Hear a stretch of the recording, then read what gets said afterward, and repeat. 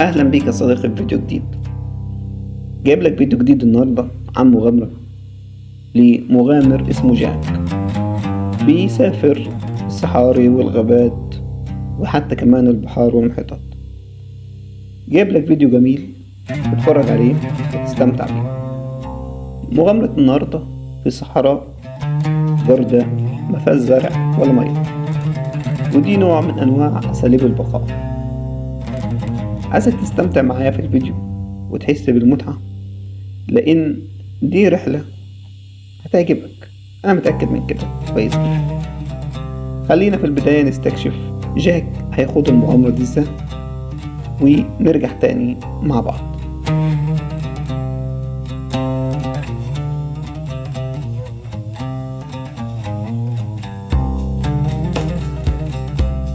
طبعا قبل أي مشوار انت بتروحه لازم بتحدد اتجاهك.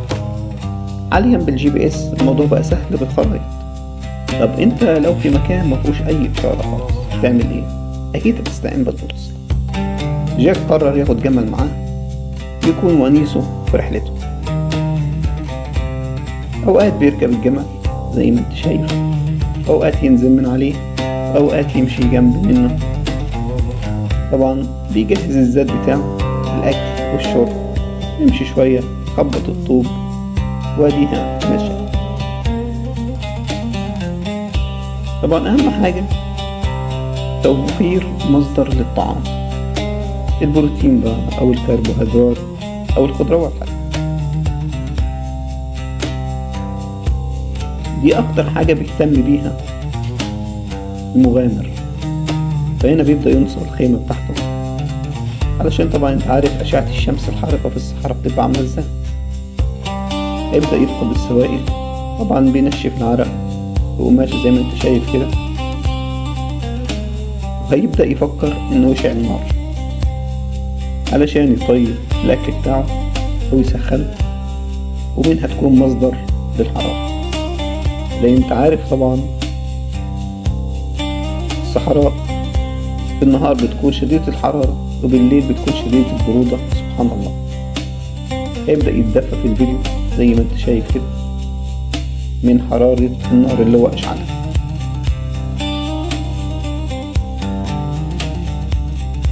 طبعا بيلبس الرداء بتاعه ويستمتع بالمناظر الطبيعية اللي بيشوفها في الصحراء، ودي بتكون دعوة للتأمل.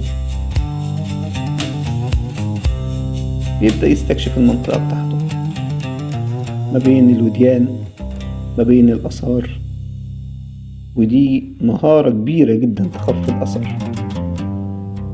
بيشوف الاتجاهات ماشية ازاي، هل كان في حاجة هنا؟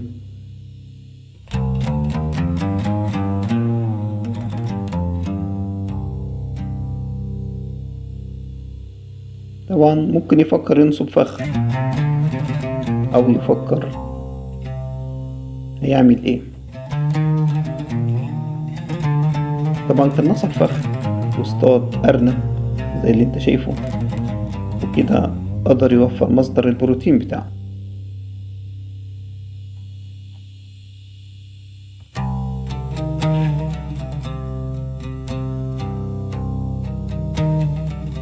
خلاص كده بقى مع مصدر للبروتين. هيبدأ يطيبه، يستخدم بعض الأغصان، بعض الأماكن جنب ينبوع مية ولا حاجة عشان يبدأ يطيب الأكل بتاعه. أي حاجة بتقدر توفرها في رحلتك بتكون كنز حقيقي ليك. طبعا هو بيبدأ يستمتع بالوجبة بتاعته. بفكرك لو لسه ما عملتش لايك للفيديو، أتمنى وضع لايك للفيديو، تشترك في القناة، لأني يوميا بنزل لك فيديو الساعة 8 مساء كل يوم بمغامرة جديدة. هسيبك تستمتع شوية مع الفيديو ونشوف الرحلة هتوصل ايه.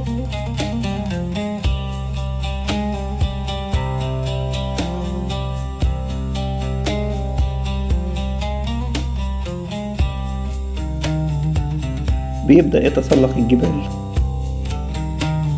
عن طريق بعض الحبال زي ما انت شايف كده، ويمشي شوية ويتسلق شوية. طبعا بيفقد طاقة كبيرة جدا، لأن الصحراء بيئة صعبة وقاسية جدا. طب يا ترى هو بيعمل ده كله ليه؟ هنشوف دلوقتي، ما تستعجلش. أنا عايزك تكون مجهز كوباية شاي دايما لما تتفرج على الفيديو بتاعي، عشان انت تستمتع وهتشوف حاجات مشفتهاش قبل كده. واضح جدا انه وصل لمكان اثري ممكن يلاقي فيه حاجة مهمة. في ناس عندها هواية جدا لتاريخ الحضارات القديمة. طبعا وصل المكان يشوف الرسومات ما شاء الله، حاجات جميلة جدا. بيحاول يقرأ الرموز، لأن طبعا كل رمز بيعبر عن حاجة. الحضارات القديمة كانت لغتهم مختلفة عن الحضارة بتاعتنا، زي ما احنا لغتنا دلوقتي مختلفة، وبرضه لهجاتنا، وكل دولة ليها لكنة مختلفة عن التانية. واضح انه لقى حبوب، بعض التماثيل، بعض الاشكال الغريبة. بيحاول انه يستكشف المكان زي ما انت شايف كده.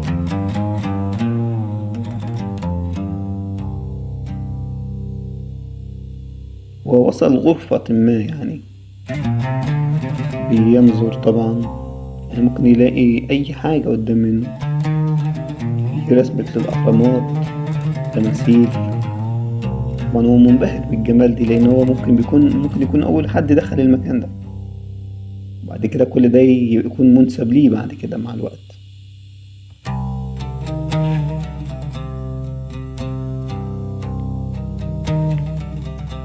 طبعا بيحاول يسلط الضوء على قد ما يقدر، يشوف أحجار كريمة أو زمرد.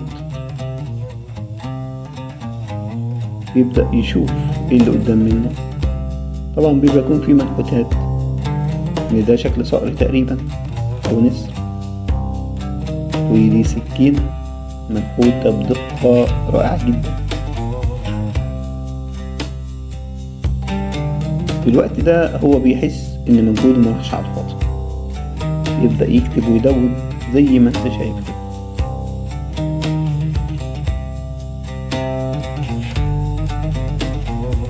طبعا بيلقي نظرة أخيرة على المكان اللي هو استكشفه، علشان دي كانت رحلة. يقرر ينزل تاني زي ما طلع، ولكن ساعتها بيكون الموضوع سهل. طبعا منحدرات صعبة، أماكن عالية، طبعا أي حاجة ممكن يقع. طبعا مولع نار زي ما انت شايف. الرحلة بتنتهي. احتفظ هو بالسكينة دي من الحاجة الأثرية اللي معاه. رجع تاني للجمال بتاعه، وربط الزاد بتاعه اللي كان معاه، ويقرر العودة تاني للوطن. طبعا أكيد هيحكي لكل اللي هيقابله.